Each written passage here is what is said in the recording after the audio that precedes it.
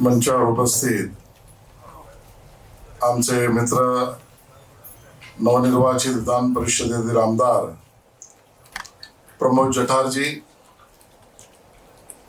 विद्यार्थी दशेपासून माझ्याबरोबर सहकारी म्हणून काम करणारे प्रदेश उपाध्यक्ष अतुल काळसेकरजी,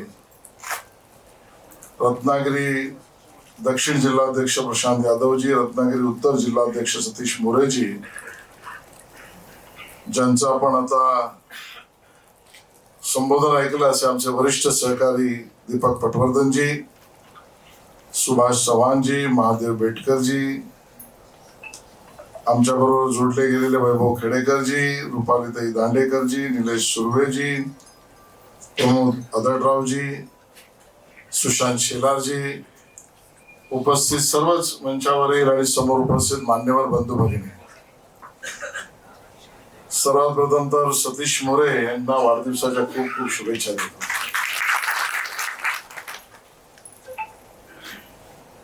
आणि यादव साहेबांना सुद्धा मनापासून त्यांचं कौतुक करतो, कारण त्यांची डेअरी आणि त्या ठिकाणी असलेलं शेतकरी प्राधान्य बघून, शेतकरी हिताचं प्राधान्य बघून केलेली उभारणी, याबद्दल तुमचे मनापासून अभिनंदन आणि कौतुक.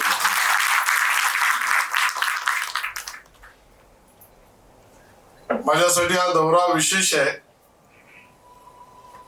सौभाग्य कोकणात यायला मिळालं की आनंद येतोच, तो आहेच, पण मोठ्या प्रमाणामध्ये या दौऱ्यामध्ये भारतीय जनता पक्षाची ताकद वाढवणारे नवीन आणि जुने सर्व सहकारी यांना भेटण्याची मला संधी मिळाली, याचा मला खूप मोठा आनंद आहे. मी भाषणाला येण्याआधी माझ्या भाषणाच्या मर्यादा प्रमोद जठार यांनी माझ्या कानात स्पष्ट केल्या. मी मर्यादा शब्द यासाठी वापरला, त्यांनी मला सांगितलं की ह्याच्यानंतर जेवण आहे. म्हणजे त्याने माझ्या कानात स्पष्ट केलं की तू तुझं लवकर आठव, बाकीच्यांना जेवायचं आहे. पण मी पण काही कच्च्या गुरुचा चेला नाही, मला जे बोलायचं ते मी बोलणार.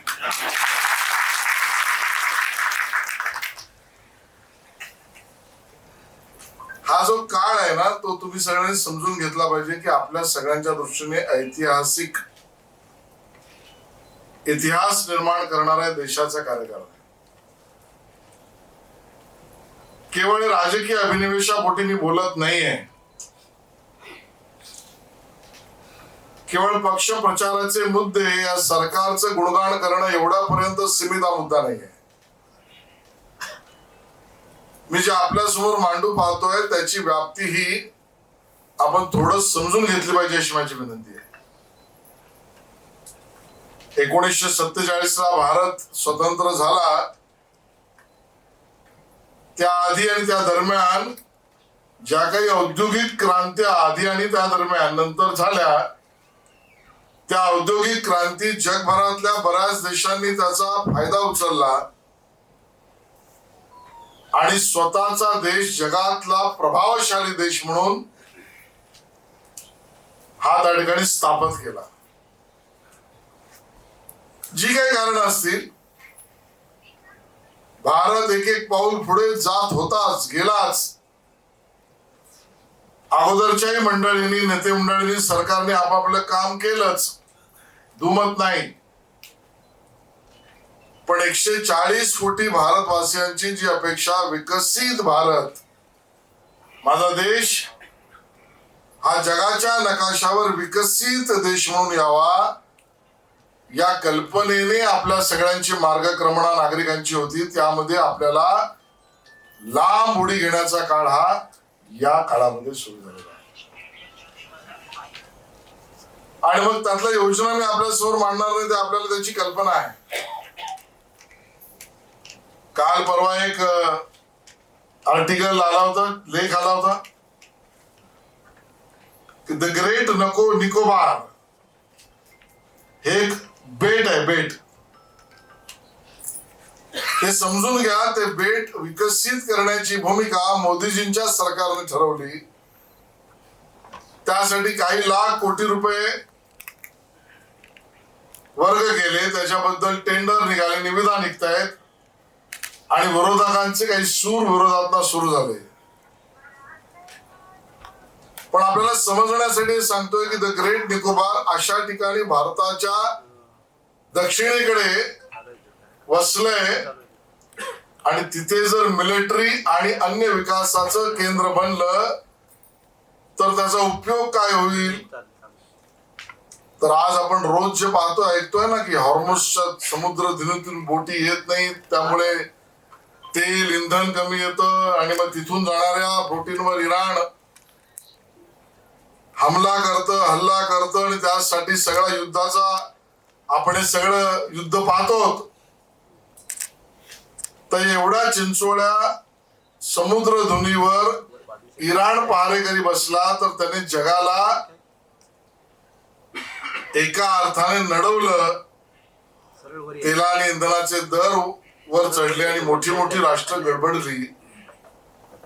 विध्वंसक भूमिका असू शकेल नसेल मला माहित नाही, तो इराणचा प्रश्न झाला. परिणाम आपल्या देशावर जरूर झाला. मी यासाठी सांगितलं की एवढ्या चिंचोळ्या जलवाहतुकीच्या रस्त्यावर इराण जर पहारेकरी करतं तर जगाच्या समोर काय संदेश जातोय.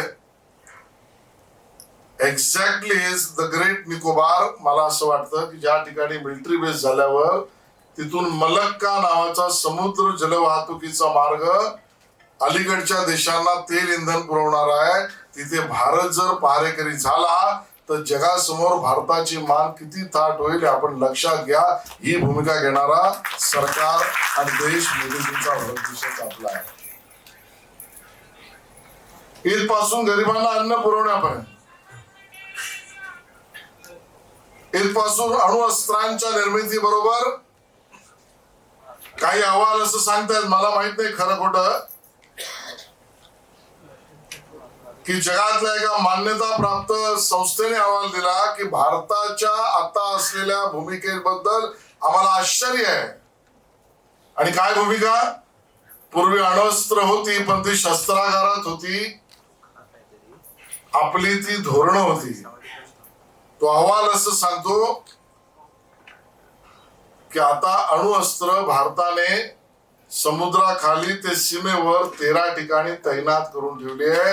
हा देश, ये देश मैं झुकने नहीं दूंगा असं म्हणणाऱ्या मोदीजींच्या नेतृत्वात आता मला एकाच वेळेला रॉकेट लॉन्चरवर काम करणं, सॅटेलाइट अवकाशात सोडणं शेकडोने, आणि आजची बातमी आहे थोरियमची पॉलिसी करून थोरियम मधनं सुद्धा वीज निर्मिती करणं.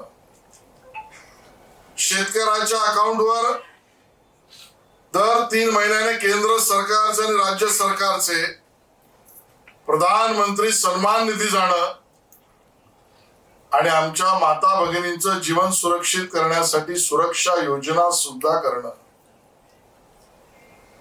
हार्टच्या स्टेनची किंमत कमी करणं आणि आयुष्यमान भारत योजनेमध्ये 5 लाख पर्यंतचा आरोग्य विमा त्याला देणं.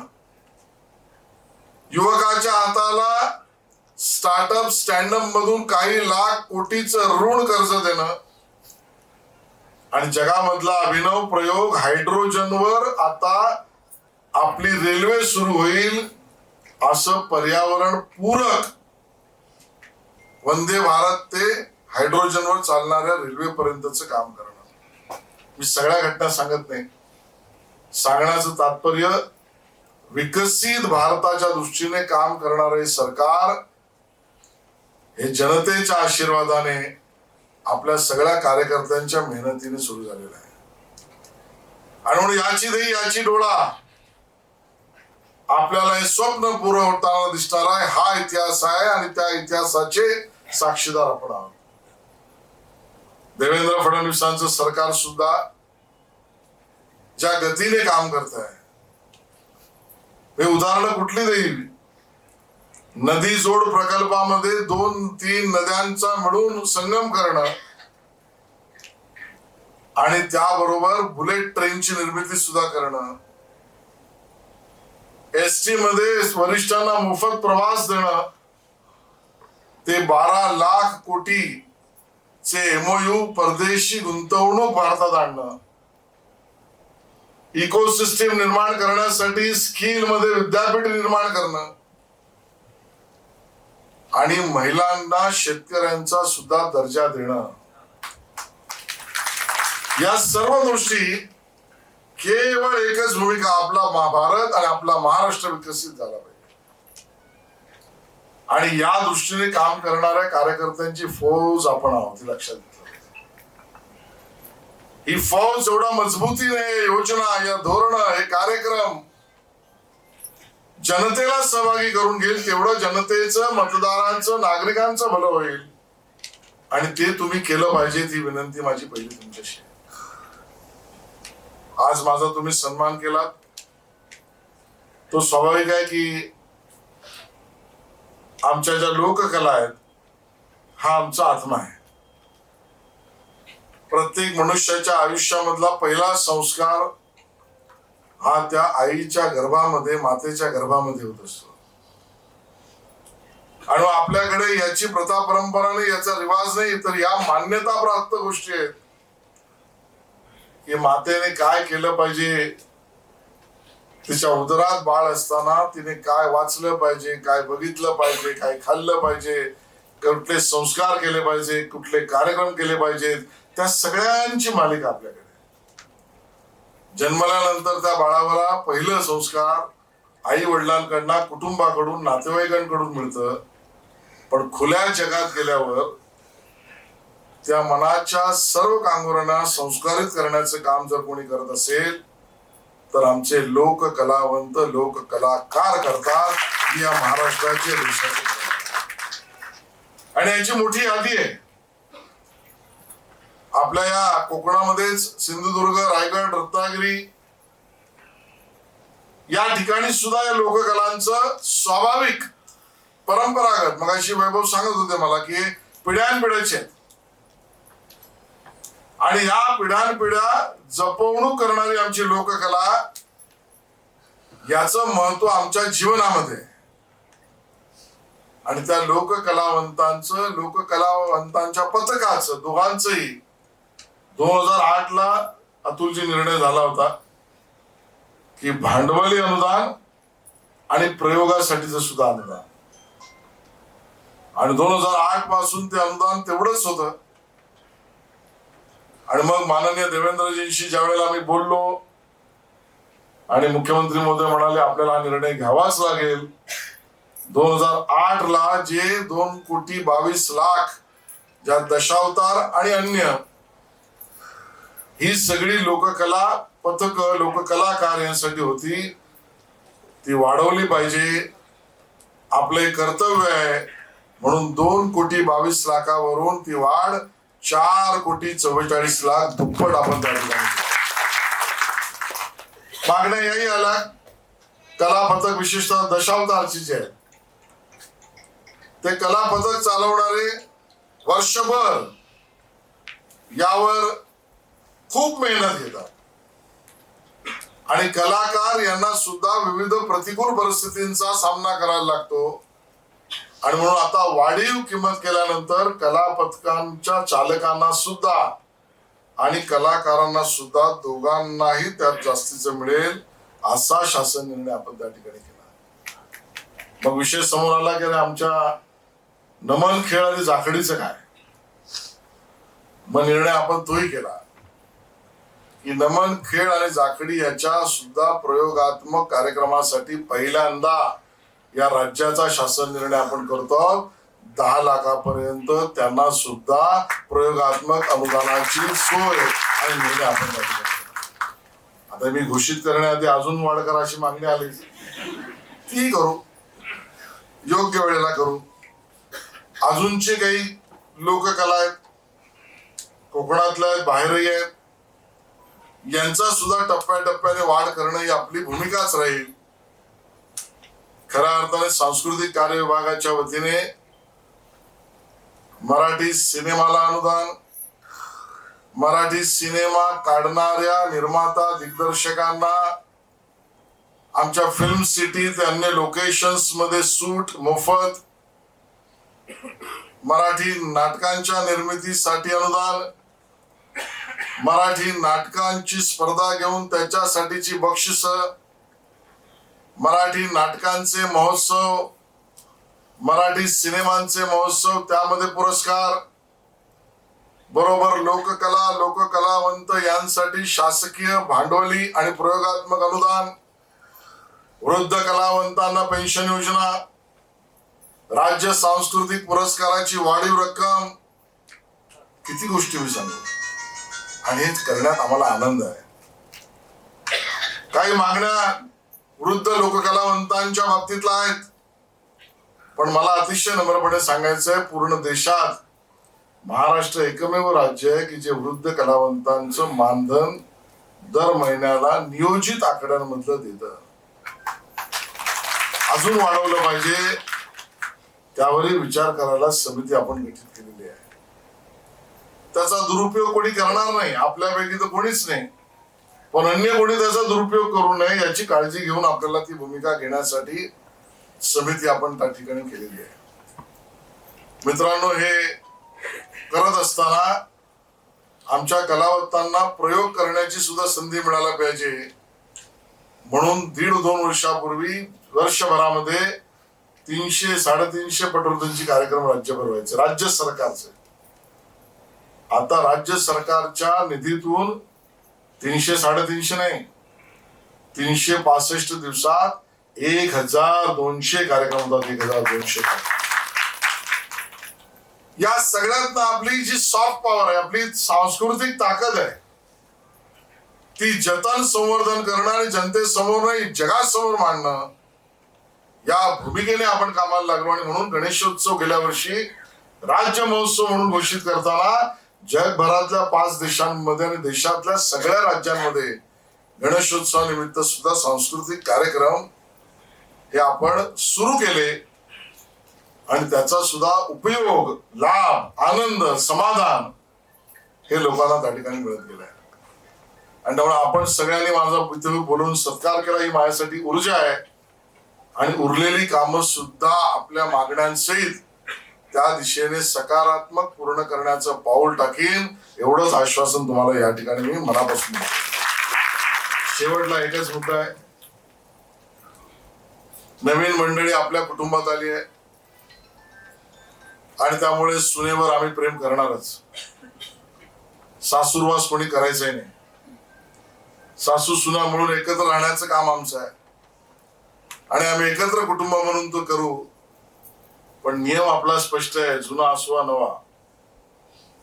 व्यक्तिनिष्ठा ही व्यक्तिप्रेमापुरती महत्वाची, हे स्वाभाविक आहे.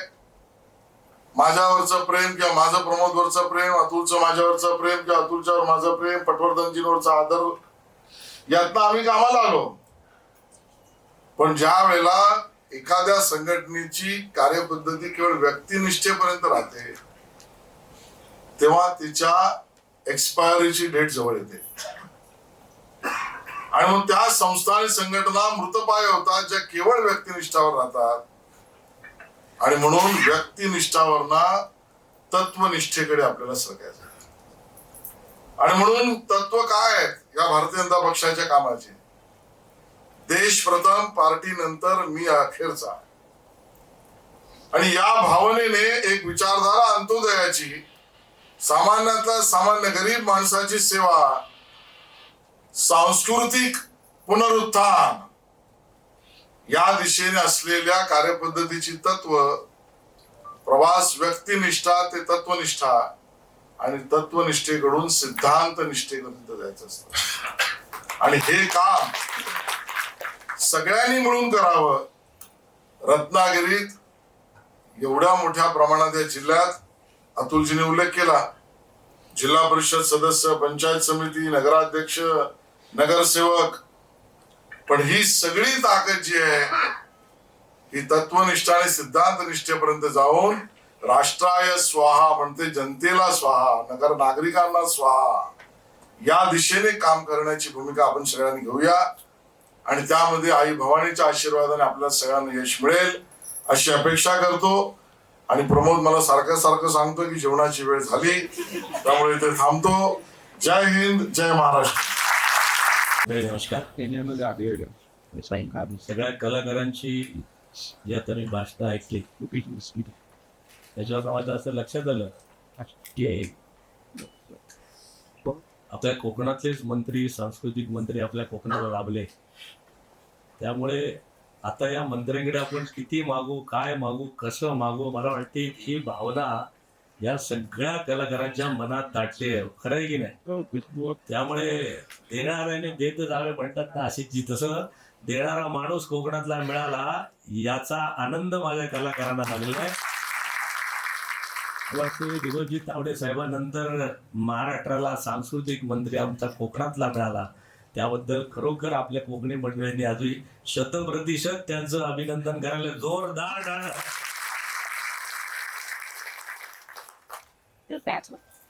त्यामुळे आशिषजींचं या ठिकाणी खरं म्हणजे स्वागत आहे. आपल्या सगळ्यांच्या भेटीला ते आलेले आहेत.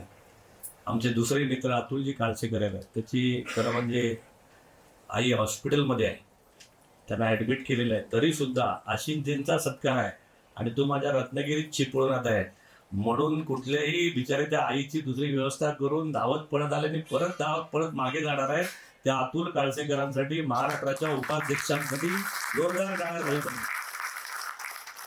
मला किती प्रेमाने मंडळी आलेली आहेत व्यासपीठावरती. मी आता सगळ्यांची नावं घेत नाही कारण आपण सगळ्यांना ओळखता, माझे दोन्ही जिल्हा अध्यक्ष, कारण आपण सगळ्या आशिषजींचं भाषण ऐकायला आतुर झालेलो आहोत. आता आशिषजीच्या भाषणामध्ये आशिषजीने जिकडे दशावताराचं दुप्पट केलं, इकडे आता सुरुवात केली नमन जागडेला, अजून शक्ती तुरा बाकी आहे, बरोबर ना? अरे आहे की नाही बाकी? आणखीन काय काय व्हायला सगळा मागा मी मालवणात इलो गडी, काय टेन्शन घेऊ नको, मजबूत गड्या. अगदी ज्या मागेल, जे जे मागेल ते माऊलीने जसं पसायदान दिलं ना, आता विश्वात्मके देवे, तसं जे जे पसायदान तुम्हाला काय मागायचं ते सगळं मागून घ्या, आशिषजी देतील. पण आशिषजी मला या सगळ्या कलाकार मंडळींचं फार कौतुक. आता आमच्या कोकणात सिंधुदुर्गात दशावतार आहे. मी सहज एका ज्येष्ठ माणसा साहित्यिकांशी गप्पा मारत होतो.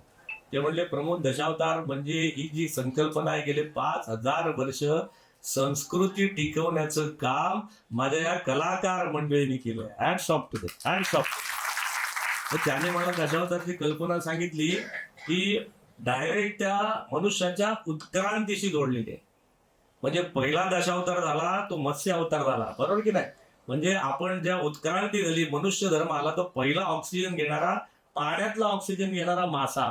मग कुर्मावतार झाला, म्हणजे तो पाण्यात पण घेतो, बाहेर पण घेतो. म्हणजे ही ऑक्सिजन टेकिंग थिअरी आणि उत्क्रांती मला वाटते डार्विनच्या अगोदर जर या जगात कोणी आणली असेल तर या दशावताराच्या माध्यमातून माझ्या कळायचं.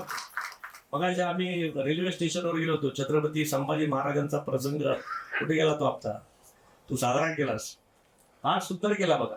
म्हणजे आपल्या गेल्या 5000 वर्षात एवढी आक्रमणं झाली. मला अशी कधी कधी फार कौतुक वाटतं.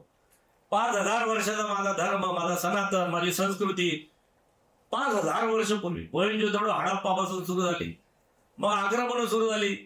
भगवान गौतम बुद्ध आले, वैदिक धर्म आला, गौतम बुद्ध आले, महावीर आले. मग 700ला आमच्या देशावरती आक्रमण व्हायला, मोहम्मद बिन कासिम पासून आक्रमण सुरू झाली. अगदी औरंगजेबाचं थडगं वशेपर्यंत 1707 पर्यंत 1000 वर्ष. आणि त्याच्या अगोदर हुन, कुशाण, कोण येऊन गेले. या सगळ्यांनी संस्कृती, हा सनातन धर्म संपवण्याचा प्रयत्न केला. मला कौतुक आशिषजी वाटतं. तरी सुद्धा या हिंदुस्थानामध्ये आजही 80% सनातन हिंदू धर्म जीवन ठेवण्याचं काम माझ्या. अरे माझं म्हणलं खरं आहे की खोटं आहे? अरे हँड्स ऑन टू यू. म्हणजे अशी जी आमची पोरं काय मागतात, ते बिचाराने JR व्हायच्या अगोदर सांगितलं की आता आम्हाला दुप्पट द्या. कुठे गेले आपले महाराज, कुठे गेले? बिचारांना बडबडून आलाय, तर काय मागू नाही, काय नको, काय मागू, किती मागू, बरोबर आहे ना? त्यामुळे याची भावना समजून घ्या. आणि अशी जी खरोखर तुम्ही देणार आहात, महाराष्ट्रातले एक फार मोठे ताकदवान मंत्री आहात. तुम्हाला एकच गोष्ट सांगतो, नाही थांबतो. भारतीय जनता पक्ष काय बघा, मी मुद्दाम नवीन आलेल्या मंडळीचा मुद्दाम सांगतो. आम्ही तिघी कॉलेजचे मित्र, मी, आशिषजी, अतुलजी. मी रुपारेल कॉलेजला बाजूला मार्बल ABVPचं कार्यालय, आशिषजी ABVPचं काम करायचं. मी रात्री संघाच्या शाखेत जायचो आणि अतुल ABVPचं काम करायचा. अतुल काळसेकर कोकणात आले आणि जेव्हा कोकणामध्ये आमदार कोणीतरी लढायला पाहिजे तेव्हा अतुलजींनी मला बोलवलं. मी आमदार झालो, माझ्या अगोदर आशिषजी 3 वेळा आमदार झाले. बघा काय भारतीय जनता, आज 40 वर्ष झाले आम्ही तिघेही भारतीय जनता पक्ष कधीही सोडला नाही. आमच्या पक्षाची आणि आमच्या विचाराची ही निष्ठा नाही. माझी तुम्हाला विनंती आहे की नवीन आलेल्या सगळ्या मंडळींना, अगदी यादव साहेब तुम्हाला सुद्धा आहे, आता तर यात भारतीय जनता पक्ष सोडायचा कुंडली दे. जय हिंद, जय महाराष्ट्र. आजच्या रत्नागिरी जिल्ह्याच्या जाहीर मेळाव्याच्या निमित्तानं व्यासपीठावर उपस्थित असलेले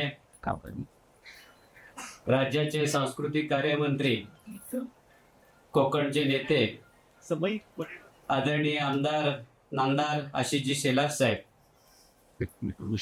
त्यांच्या समवेत कोकणातल्या सगळ्या कार्यकर्त्यांना एक नवीन ऊर्जा बळ देण्यासाठी ज्यांची नव्याने आमदारकीची नियुक्ती झाली ते आमचे मार्गदर्शक आदरणीय प्रमोदजी जठार साहेब, ज्यांच्या मार्गदर्शनाखाली आम्ही स्थानिक स्वराज्य संस्थांच्या निवडणुका लढवल्या आणि अतिशय चांगल्या प्रकारचं यश हे आम्हाला रत्नागिरी जिल्ह्यात ज्यांच्यामुळे मिळालं ते भाजपचे प्रदेश उपाध्यक्ष आणि त्यावेळचे आमचे प्रभारी रत्नागिरी जिल्ह्याचे आदरणीय अतुलजी काळसेकर.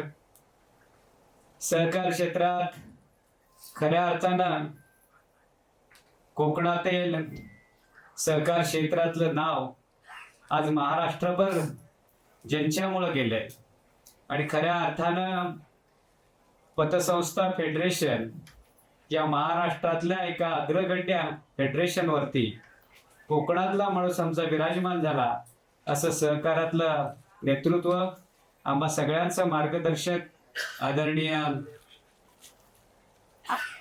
दीपकजी पटवर्धन साहेब, चिपळूण नागरी सहकारी पतसंस्थेचे संस्थापक अध्यक्ष आमचे मार्गदर्शक आदरणीय चव्हाण साहेब, उत्तर रत्नागिरीचे जिल्हाध्यक्ष सतीशजी मोरे, सहदेवजी बेटकर, व्यासपीठावर उपस्थित असलेले वैभवजी खेडेकर. या कार्यक्रमाच्या निमित्तानं खऱ्या अर्थानं कोकणातल्या प्रत्येकाला अभिमान वाटला की ज्यांच्यामुळं कोकणातल्या आमच्या लोक परंपरेला खऱ्या अर्थानं राजस्थान मिळतोय आणि ज्या नेत्यामुळे मिळतोय त्या नेत्याचं आपण स्वागत करायला आलं पाहिजे. अशा भूमिकेतून आलेली पुरोगामी कलगी तुरा मंडळ असेल, नमन मंडळ असतील, शाहीर मंडळी आणि आपण सगळ्या मोठ्या उपस्थित असलेले नगरसेवक, जिल्हा परिषद सदस्य, लोकप्रतिनिधी, पदाधिकारी, बंधू भगिनी, मित्रांनो, खरं म्हणजे आज आपल्यासाठी एक अतिशय आनंदाचा दिवस आहे. तर सतीश रावांनी सांगितल्याप्रमाणे की आज खऱ्या अर्थानं कोकणाच्या विकासाला चालना देण्याचं काम आपले कोकणातलं नेतृत्व करत आहे. या अगोदर आपण पाहिलं तर अनेक गोष्टींसाठी आपल्याला खूप मोठे प्रयत्न करावे लागत होते, प्रयास करावे लागत होते, झगडावं लागत होतं. पण ही परिस्थिती आपल्या कोकणातल्या प्रत्येक क्षेत्रामध्ये आपल्याला पाहत असताना आपल्या कोकणातला प्रत्येक माणूस या प्रत्येक क्षेत्रात पुढे जाण्याचा प्रयत्न करत असताना कुठेतरी त्याला आधाराची गरज होती, कुठेतरी त्याला कोणीतरी आपल्या समस्या जाणून घेऊन त्याच्यावरती कायमस्वरूपी उपाययोजना करण्याच्या दृष्टीनं करण्याची आवश्यकता होती. आणि हे गेल्या काही काळात भारतीय जनता पार्टीचं सरकार आल्यानंतर आपल्याला पाहायला मिळतंय. आज व्यासपीठावर असलेले आशिषजी शेलार साहेब असतील, प्रमोदजी जठार साहेब असतील, विनोदजी तावडे साहेब असतील किंवा आज नितेशजी राणे असतील, रवींद्र चव्हाण साहेब असतील, या सगळ्या मंडळींनी कोकणासाठी भारतीय जनता पार्टीच्या कार्यकर्त्याला ताकद आणि बळ देण्यासाठी खूप मोठं काम केलेलं आहे. अनेक ठिकाणी जिल्ह्यात ही मंडळी रात्रंदिवस काम करताना आम्ही सगळ्या लोकांनी पाहिलेलं आहे. आज त्याचाच परिपाक म्हणून जरी पक्षाची सत्ता आलेली असली तरी अजूनही कोकणामध्ये भारतीय जनता पार्टी अधिक ताकदीने आणि मजबूतीने उभं करण्यासाठी ही मंडळी रात्रंदिवस काम करत आहेत. काही दिवसापूर्वी प्रमोदजी जठार साहेबांना आमदार झाल्यानंतर त्यांनी जो कोकणाचा दौरा सुरू केलाय, या अगोदर कधीही आपल्याला एवढ्या ताकदीनं पाठीमागं उभं राहणारं कोण भेटत नव्हतं. पण आज 8-10 दिवसाने शेलार साहेब, जटार साहेब येत आहेत, आमच्याशी प्रत्येक गोष्टी बाबतीत चर्चा करतायत, अनेक ठिकाणी आमच्या छोट्या मोठ्या कार्यक्रमाला उपस्थित राहत आहेत, कार्यकर्त्यांची मतं जाणून घेत आहेत. आणि त्यामुळं आज एक वेगळ्या प्रकारचं वातावरण तुम्हाला या ठिकाणी पाहायला मिळतंय. आज साहेब आपण बघितलं तर भारतीय जनता पार्टीमध्ये विविध क्षेत्रातील आणि विविध पक्षातील अनेक मंडळी या पक्षामध्ये आज येताना दिसत आहेत. साहेब आपल्याला या अगोदरचाही कोकणातला आणि विशेष करून रत्नागिरी जिल्ह्यातला इतिहास माहीत आहे. पक्ष संघटना आणि पक्षाच्या बाबतीत आपण कशा पद्धतीनं होतो हेही आपल्याला कल्पना आहे. पण साहेब हे चित्र आता बदलताना दिसतंय. आपण जर या स्थानिक स्वराज्य संस्थांच्या निवडणुकीचा जर विचार केला तर साहेब यावेळेला आपण रत्नागिरी जिल्ह्यामध्ये 4 जिल्हा परिषद सदस्य आपले निवडून आणलेले आहेत. पंचायत समितीचे आपले 14 सदस्य निवडून आलेले आहेत. 2 नगराध्यक्ष आपल्या पक्षाचे आहेत, 28 नगरसेवक आहेत आणि 4 स्वीकृत नगरसेवक आहेत. एवढ्या मोठ्या प्रमाणात आज परिवर्तन घडत आहे. कार्यकर्ते मेहनत करत आहेत आणि त्या कार्यकर्त्यांच्या मेहनतीला आज यश येत असताना आपण सगळी मंडळी ज्या ताकदीने आमच्या पाठीशी उभी राहत आहेत त्याचंच हे प्रत्युत्तर आहे. आज त्या निमित्ताने या सगळ्यांना मार्गदर्शन करण्यासाठी आपण आलेले आहे. त्याचबरोबर आज आपण आपल्या कोकणातल्या लोककलेला खऱ्या अर्थानं राजश्रय देण्याचं काम केलेलं आहे. अनेक वर्ष दुर्लक्षित असलेलं जाकडी आणि नमज या आपल्या लोककलेला आज आपण खऱ्या अर्थानं त्यांना मानधन देऊन प्रोत्साहित करण्याचं काम केलेलं आहे. साहेब ही सगळी मंडळी कुठल्या ना कुठल्या माध्यमातून आम्हा सर्वांशी जोडलेली असतात. अनेक अडचणी त्यांच्या आहेत साहेब.